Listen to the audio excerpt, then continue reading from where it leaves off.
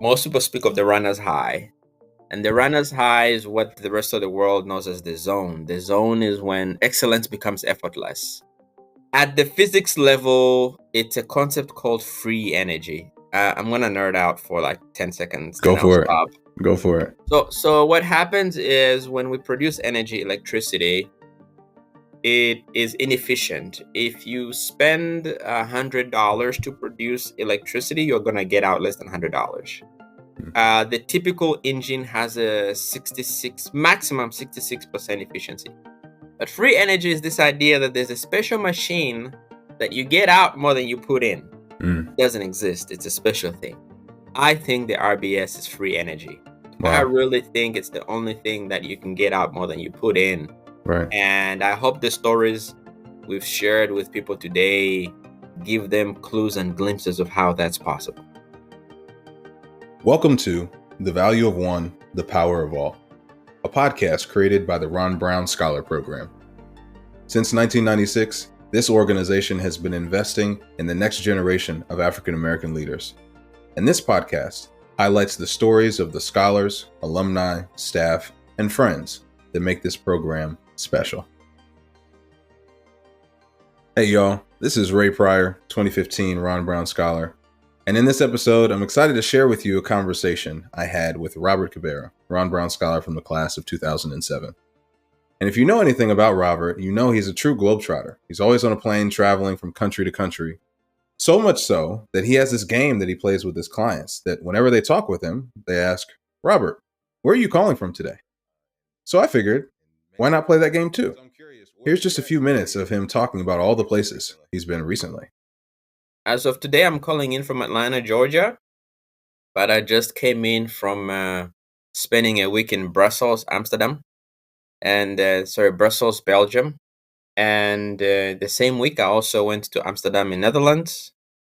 And then 2 weeks ago, I was in Mulhouse, France, which I had no idea existed. It's on the border of France, Switzerland, and Germany, a famous city called Basel.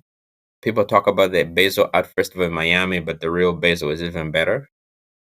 Before that, I was for a week in Johannesburg, South Africa.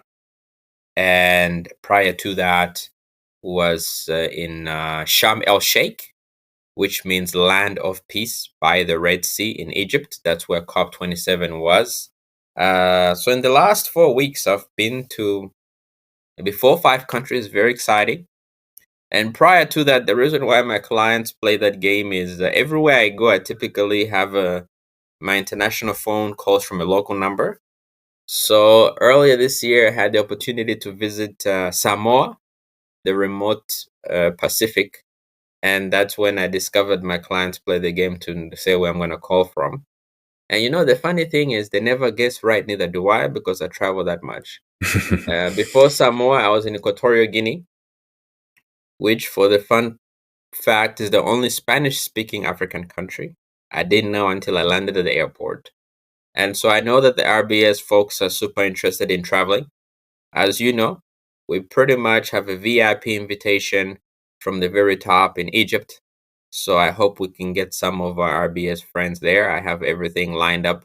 Nice hotel by the pyramids, Ministry of Tourism. If we need to go by the Red Sea, I have contacts there. I met some very good contacts while at COP. So I cannot wait for our first RBS group trip to the pyramids.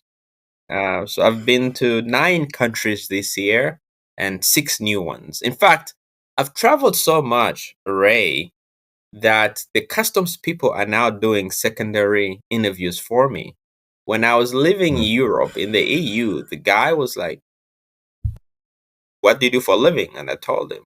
I said, is that why you travel so much? I said, yes. And we had a pleasant conversation. And then when I got to the customs passport control in the US, they put my passport in a red envelope and they took me to the back. I'm like, what's going on here? It turns out they're like, you travel so much, it's very suspicious. I said, well, I just came from COP27 to represent the US. And I just came from France upon the US government invitation. I am actually doing the same work as you guys are, except abroad. And they were like, oh man, that's insane. The guy just smiled and said, man, you're hot right now. I said, like Michael Jordan 94. And then he let me go. So, Yeah. insane amount of traveling. Traveling is a big part of Robert's role as the founder of Sync Energy AI. That's where he and his team are building technology that can predict the damage of natural disasters and climate related risks before they happen. Imagine if a city or utilities provider or insurance company could foresee the impact of a wildfire or a snowstorm or a hurricane ahead of the disaster, be proactive and preventative in how they set up their infrastructure to preserve resources and ultimately save lives. It's pretty amazing what he's working on. But today, you're not going to hear much about computational fluid dynamics, Monte Carlo simulations, or the machine learning models he's built. Robert's journey also includes being a genocide survivor and a refugee. His upbringing is just as inspiring as any of his accomplishments, including being a Forbes 30 under 30 honoree. In this episode, as he tells his story, he highlights how pivotal the Ron Brown Scholar Program was to his growth and success at multiple key milestones in his life. Here's that conversation. Yeah, very good question. And as you rightfully listed all those different phases of my life, each of them is a story of its own. I think if I had to point to one specific incident, it's the genocide. Yeah. In 1994, a small country in East Africa called Rwanda had a genocide. If you don't know Rwanda, it is famous for lowland gorillas, the big silverbacks. When people ask me where I'm from, I tell them the gorilla. Everybody knows gorillas, but what they don't know is gorillas are actually native and only exist in my parents' village. And so when I was younger, my grandma would tell us there was a crazy white woman playing with monkeys. We thought, grandma was just grandma. And then 20 years later, I go to college and I found out this was Diane Fossey. And so Wow. the gorillas were native to my village, and that's where I'm from. And in 1994, we had a pretty big civil war that turned into a genocide, in which 800,000 people died in less than 3 months. And the specific incident I want to point to, which is going to be the theme of my conversation here today, is how my family and I survived that incident, which is my father had dug a tunnel in the back of the house to store some equipment in. Think of it as an underground storage bunker. And so, we're sitting at home. It's a Wednesday evening. We're about to have dinner. It's summertime. My cousins are there. Everyone is having fun. 7 p.m. and suddenly we had two loud blasts. And we're like, okay, whatever. And then around midnight, we start hearing gunfire, and was non-stop gunfire for years to continue. And so that Friday, we go into the tunnel. It's me and my parents and my siblings. So we're six in my family, four kids, my two parents. And my father says that we have neighbors who are of a different tribe from the president. And he invites them in our house to hide, because if they don't hide, they're going to get killed. And in there are 17 people that are in the tunnel for 22 days. And when we first get into the tunnel, every man on his own, every woman on their own, every family on their own. Right. And it's very evident early on that that's not going to work. So eventually we realize that we have to put our differences apart and come together. And it is through that coming together that we do survive and actually do quite well in the tunnel. And so, being part of the RBS network, we are people that come from difficult backgrounds, but we are all excellent people in what we do. And excellence has a habit to tend to think and act individualistic. Mm. And what I'm going to try and share today are several stories from my life and within the RBS network.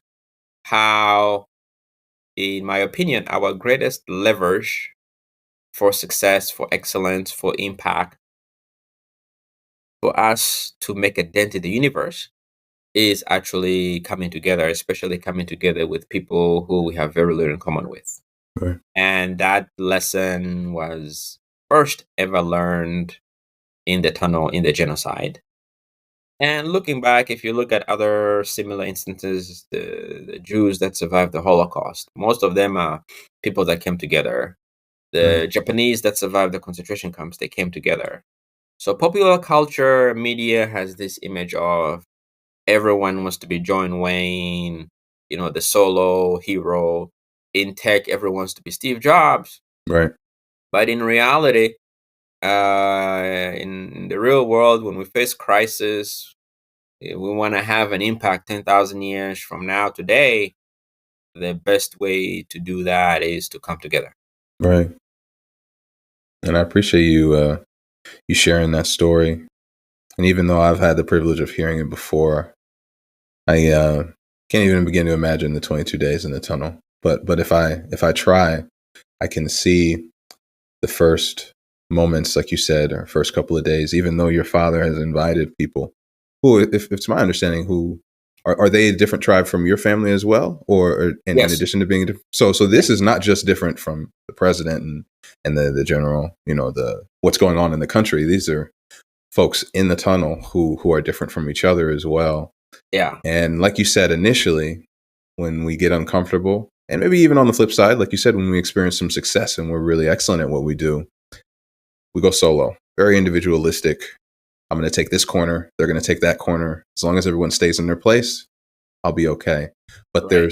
there's something about being down in that place physically or emotionally long enough to where it seems that we eventually learn we can do a whole lot better if we stop going into our corners.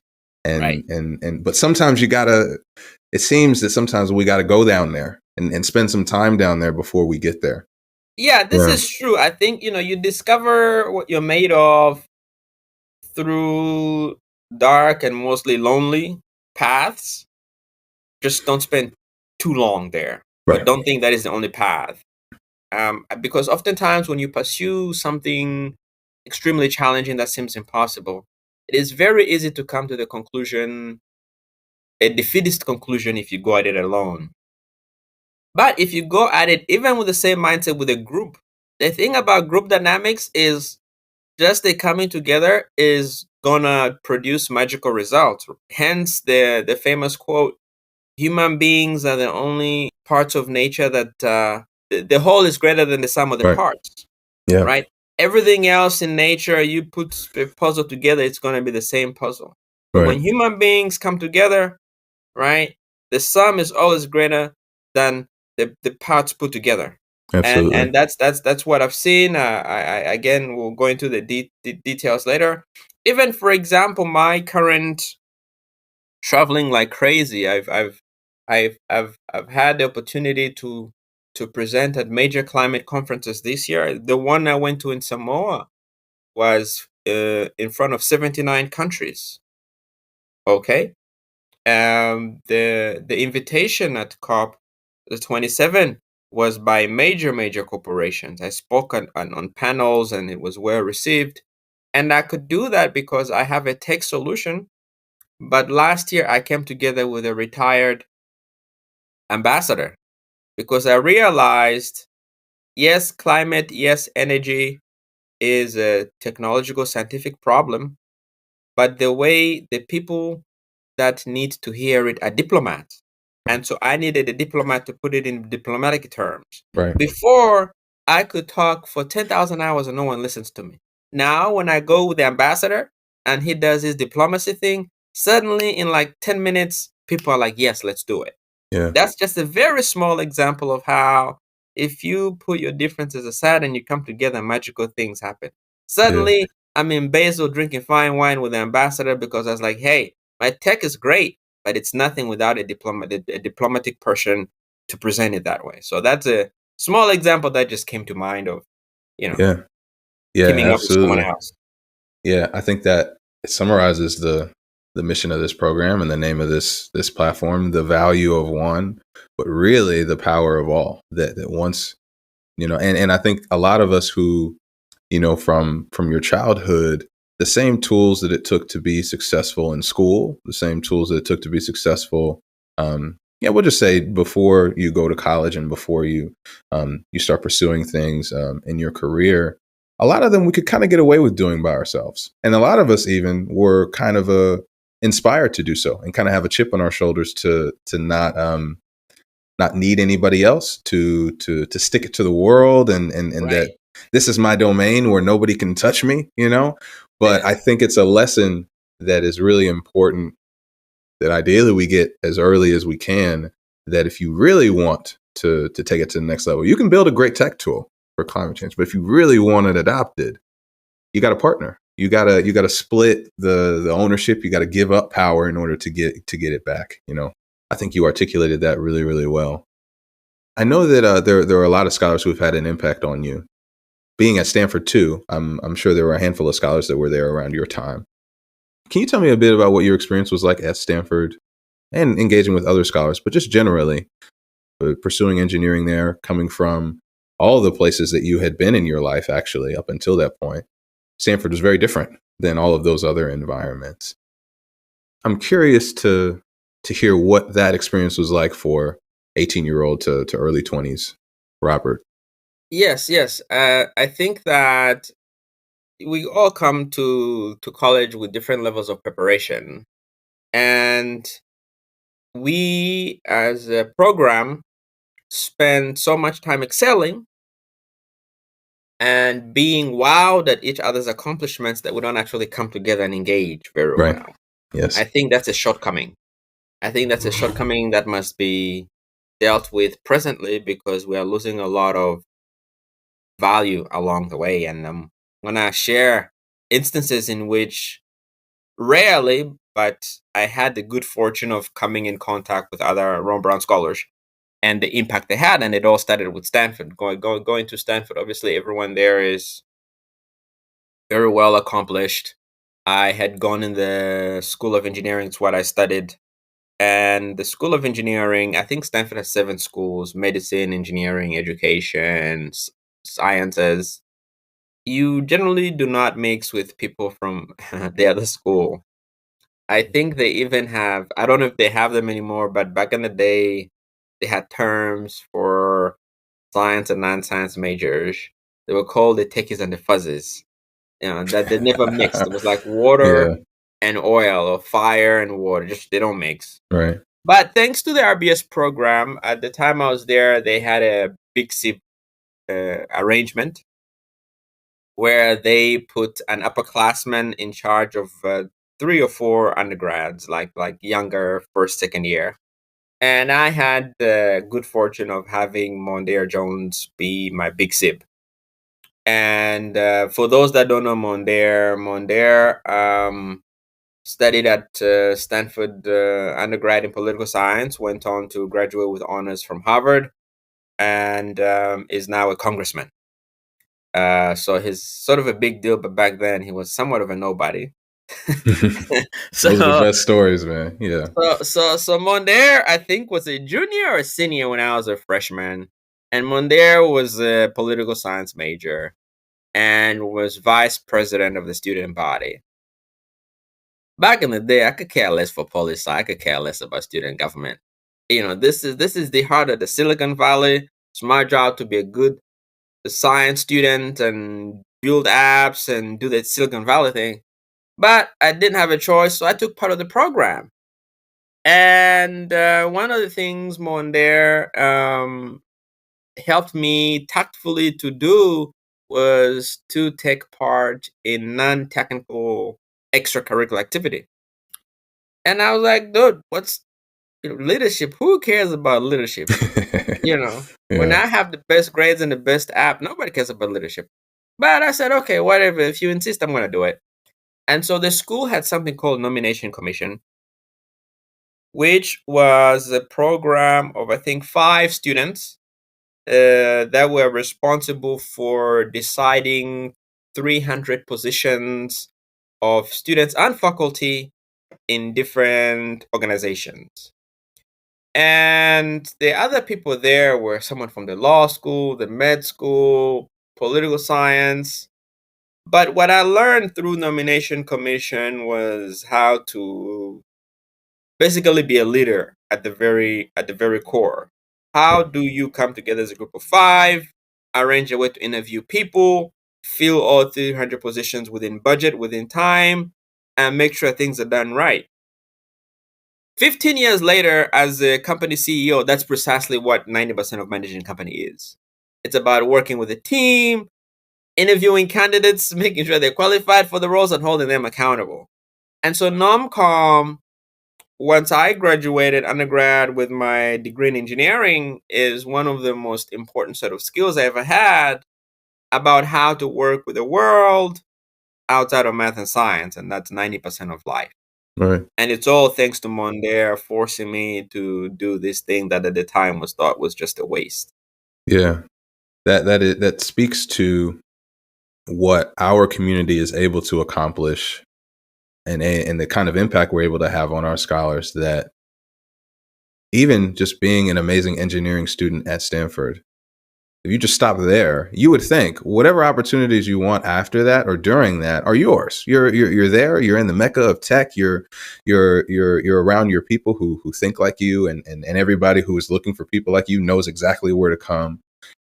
But now, in your role as a leader of an organization, in other capacities that you've had, even reaching out to the diplomat, is a kind of a similar thread, that it is really good to have your network in your sphere. And in the engineering school, it's really great to do well there. But the moment that you branch, that's when the whole is bigger than the sum of its parts. That's where I think the exponential impact really happens, is that we can touch so many different spaces. And it sounds like you had that very early on, in your Yes, experience at yes, and Stanford. I think this too, and these examples are all a case in point of something you and I have discussed in the past, which is the theory of weak links. Mm, And the way you think about the theory of weak links is, let's say you and I here in the U.S. and 10,000 people in the U.S. and one person in Japan. It goes that if you strengthen that one connection in Japan, your potential for impact is going to be much greater than if you just engage those 10,000 people.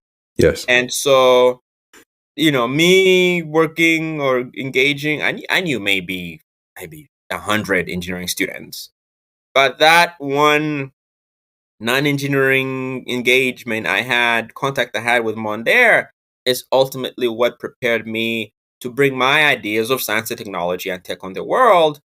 Because again, most people are not technical. It's about emotions, feelings, giving people autonomy to do what they love.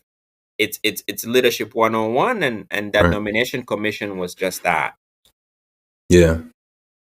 Kind of like if you think about it on from a LinkedIn standpoint with your weak ties, that your first connections are people, your friends, your family, maybe even if they're on there. Right? Those are the professional contacts that you've groomed over time, and those will be some of your strongest relationships. But the people who will put you in spaces that you couldn't be already are the second and third, or the people who are one step removed, and oftentimes those people can be a real difference maker.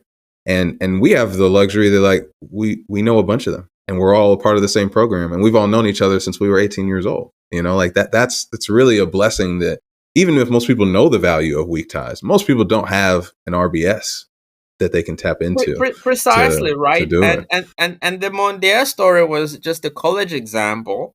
Fast forward, second example I'll share is, when I graduated, I had an idea of building a credit scoring tool, a tech company. And when I was fundraising, I obviously did not have the background to be able to build a good enough financial model. So I reached out to one other scholar that I knew had the background. And so I had known for a long time that Kai Ross, at the time, was a rock star at Goldman Sachs. He was well spoken of. He had played a leading role in securing the Goldman Sachs partnership, which I think is the largest we've had to date. So I said, dude, I'm building this little tool, but they require financial models, and I don't know how to do that. Can you help me? Prior to that, I didn't really know Kai Ross from Adam and Eve. I knew he was a great guy, but I knew him from a distance. And he was very open. I think that very weekend he made time to chat with me, and he helped me understand the fundamentals of modeling. And he actually loved the idea enough that a couple of months later, this was I think in 2016, Kai ended up being my first investor. And that was phenomenal because if you hit founder, cash is everything. Right. And all because I had been humble enough to say, hey, I have this thing, I need help in this area. All I expected from him was the help with the financial model, which he provided, but he ended up giving me cash. And long story short, he actually ended up now is working on his own tech startup. And Yeah. the way it goes is really, really technically and financially savvy, but not having done a startup like I have for the last 10 years. The hardest part of building a company is interpersonal relationships. And so he calls me now and he's like, Robert, I have such and such issues with my co-founders. And I'm like, oh, I faced that 7 years ago. Here's how you deal with it. Yeah. And so he's able to fluidly move through the difficulties that I failed from. I was able to secure money from not only my first, but my second venture.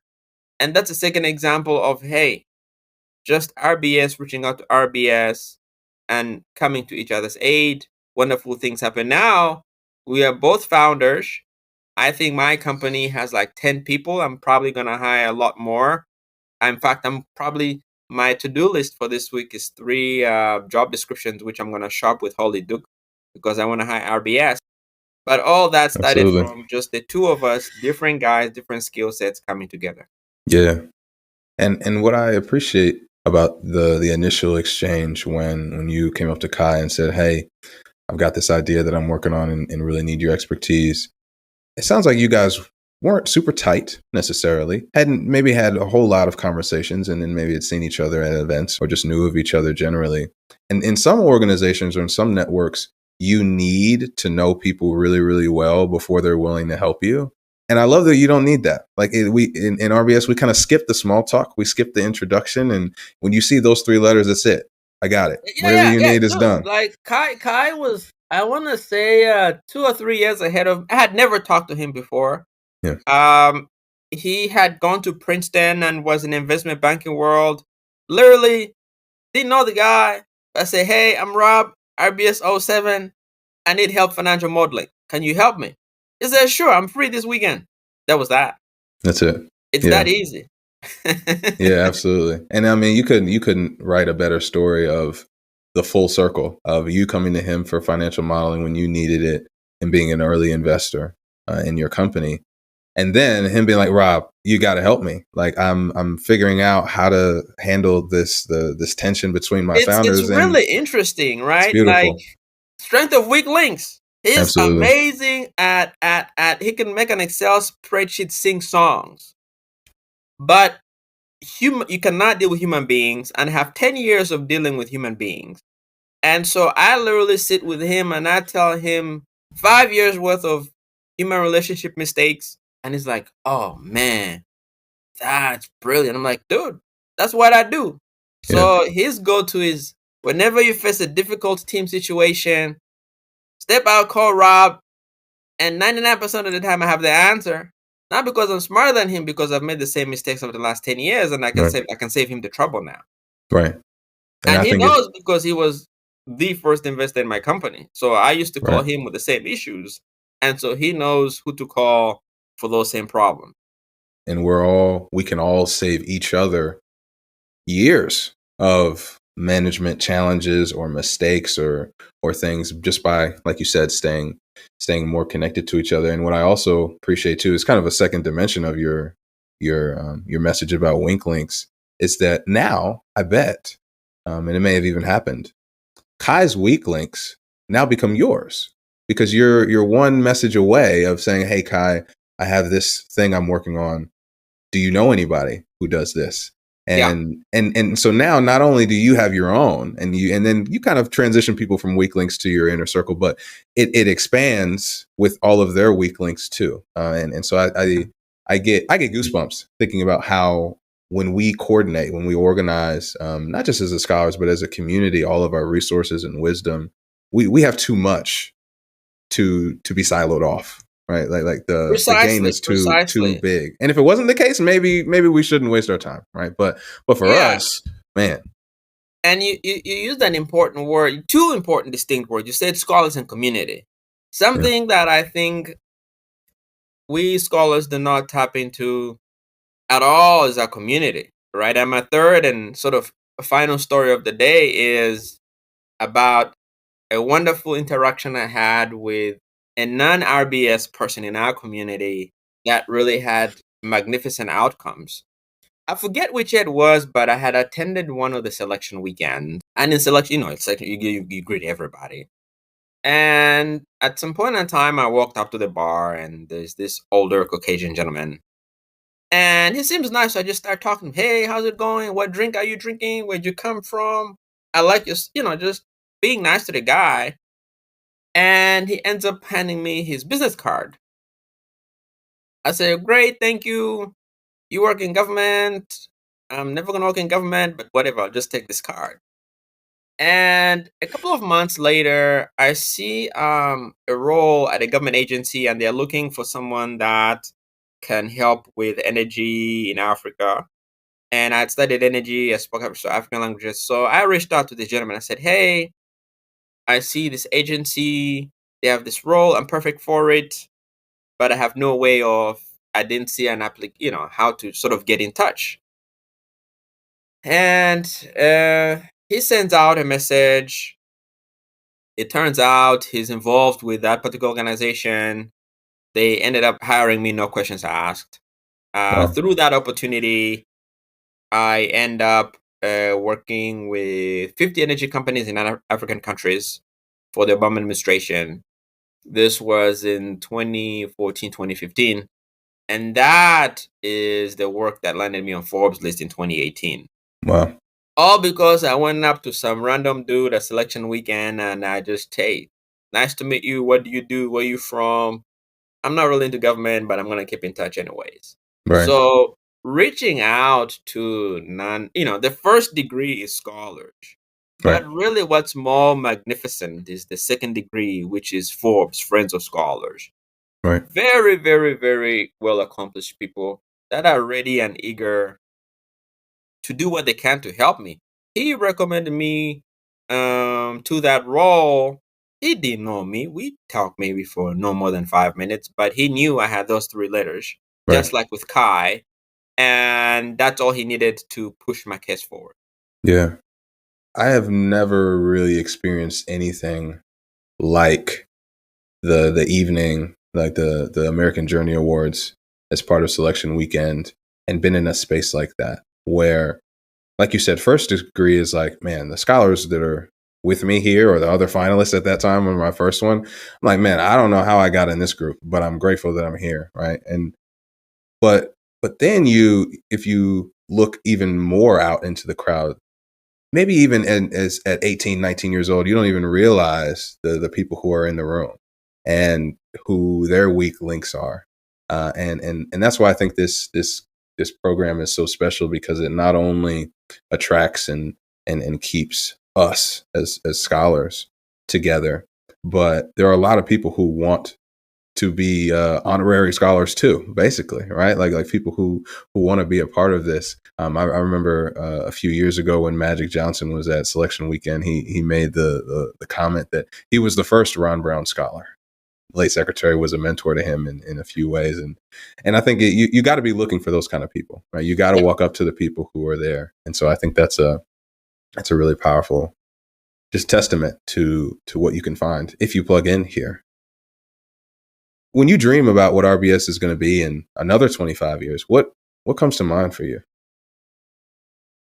25 years, huh? It's a long time.